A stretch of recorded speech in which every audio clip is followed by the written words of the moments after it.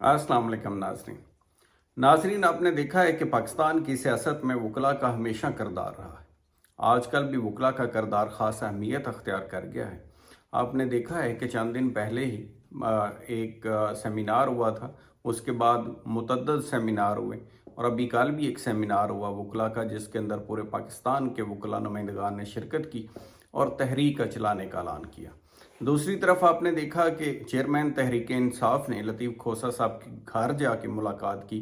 इससे आप अंदाज़ा लगा सकते हैं कि वकला की आम हालात में तो जो अहमियत होती है, आजकल के जो ख़ास हालात हैं उसमें अहमियत और भी ज़्यादा बढ़ गई है और उसकी अंदाज़ा जो है इस मुलाकात से लगाया जा सकता है। जो इन हालात के अंदर, जिनके अंदर ख़ुद सिक्योरिटी खदशात से चेयरमैन तहरीक इंसाफ गुज़र रहे हैं और बहुत ज़्यादा अपने केसेस के अंदर मसरूफ़ हैं, और उस हालात में भी उन्होंने टाइम निकाला और मुलाकात की। मुलाकात के अंदर डेफिनेट एजेंडा जहां वो केस लड़ने का, पैरवाई का है, साथ ही साथ ये भी है डेफिनेट कि जो तहरीक शुरू की जा रही है कि ऐसी तहरीक शुरू की जाए जो फ़ौजी अदालतों के, सिविलियन का ट्रायल फ़ौजी अदालतों के मुतल्लक है वो ना हो सके, और बाकी मामलात के अंदर जो ऐसे वाक़यात हो रहे हैं, गिरफ़्तारियों के वाक़यात हो रहे हैं, पॉलिटिकल विक्टिमाइजेशन के वाक़यात हो रहे हैं, उनको रोकने के लिए वकला अपना किरदार अदा करें, मोटिवेशन देने के लिए ये मुलाकात की गई।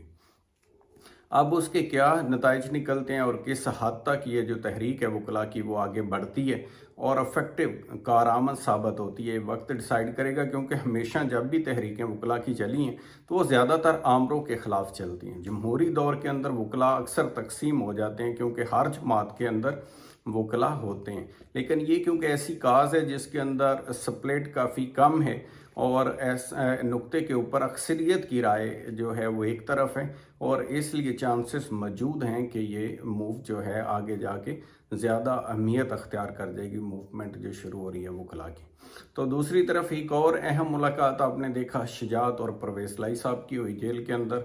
उसमें भी जो हालात परवेज़ लाई के पिछले दिनों के अंदर हेयरिंग के ऊपर थे, उसको देख कर के शुजात साहब को लाजमन ख्याल आया होगा कि उनको मिलना चाहिए, जिससे फिर उन्होंने उनको सी से बी कैटेगरी में भी शिफ्ट कराया और आज उनकी एक जो ज़मानत थी एंटी करप्शन कोर्ट से वो भी हो गई है। अब ज़मानत होने का और रिहाई का हुक्म दिया गया, लेकिन देखना ये है कि रिहाई जो होती है, ये ऑर्डर जो होता है अदालत का, वो सब्जेक्ट टू होता है कि अगर कोई और केस नहीं है, कोई और मुकदमा ना हो तो इन्हें रिहा कर दिया जाए।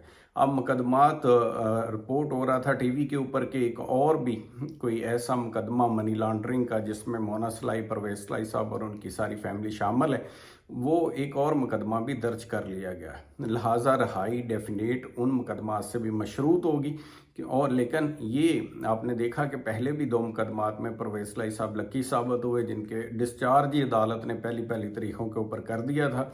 करप्शन के चार्जेस के ऊपर आम तौर पे ऐसा नहीं होता और आज भी उनकी ज़मानत हो गई है वो एक अहम केस के अंदर। तो लिहाजा उम्मीद की जा सकती है कि वो जल्द रिहा हो जाए। दूसरी तरफ असद उमर, शाद महमूद कुरैशी साहब का केस लगा हुआ था, आपने देखा ये 9 मई के वाक़यात के हवाले से, जिसमें वो दोनों पेश हुए लेकिन उनकी ज़मानतें खारिज कर दी गई। खारिज होने के बाद ये प्री अरेस्ट और पोस्ट अरेस्ट के डेफिनेट क्राइटेरिया में भी फ़र्क होता है। प्री अरेस्ट में जो ज़रा क्लोज मार्जिन होता है पोस्ट अरेस्ट की, यानी बाद अज गिरफ्तारी ज़मानत की निस्बत जो कबल अज गिरफ्तारी ज़मानत है, इसका स्कोप महदूद होता है। तो अब उनके पास चांस है, मार्जिन है, क्योंकि वहाँ उनको किसी ने अरेस्ट नहीं किया। अब ये वक्त बताएगा कि क्या हुकूमत उनको दोबारा गिरफ्तार करना चाहती है या उनके लिए कोई लचक रखती है, या वो उनको कोई मौका होगा कि वो जाके हाई कोर्ट से अपनी ज़मानतें करवा लें। तो ये अभी जो है अभी फॉर द टाइम बीइंग तो ने गिरफ्तार नहीं किया गया वहाँ ज़मानत खारिज होने के बावजूद। तो लिहाजा नीड ऑफ द टाइम की एंड पे बात कर लेते हैं। तो नीड ऑफ द टाइम यही है कि हुकूमत के लिए ये बड़ा सोचने का वक्त है कि जो 9 मई का वाक़या है उसे हकीकतन और खालिस्तन वहाँ तक ही रहने देना चाहिए, उन वाक़यात तक ही, और ज़ुम्मेदारान को ही पकड़ना चाहिए, उन्हीं के ट्रायल करने चाहिए। उसमें भी अगर आम माफ़ी वाला कोई कंसेप्ट है तो उस पर गौर किया जा सकता है, अरबाब इख्तियार उस पर गौर कर सकते हैं, सब के लिए, माफ़ी के लिए। अदरवाइज़ ये है कि जो लोग उसके अंदर मुलव्वस हैं उनका ही ट्रायल चलना चाहिए। ये जो पॉलिटिकल विक्टिमाइजेशन है یا مخالفین کو دبانے کے لیے استعمال کرنا یا پارٹیوں کو توڑنا یا کراش کرنا، یہ کسی طرح سے بھی گورنمنٹ کے لیے افیکٹو نہیں ہوگا، اور بلکہ یہ فائر بیک کر سکتی ہے چیز، اور بھی نفرت بڑھائے گی حکومت کے خلاف اور حکومتی اتحادیوں کے خلاف، تمام کے تمام لوگوں کے خلاف لوگوں کی نفرت میں اضافہ ہوگا۔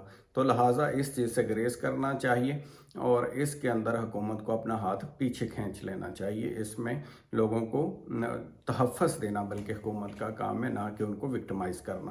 تو اپنا خیال رکھیے گا۔ تھینک یو سو مچ۔ خدا حافظ۔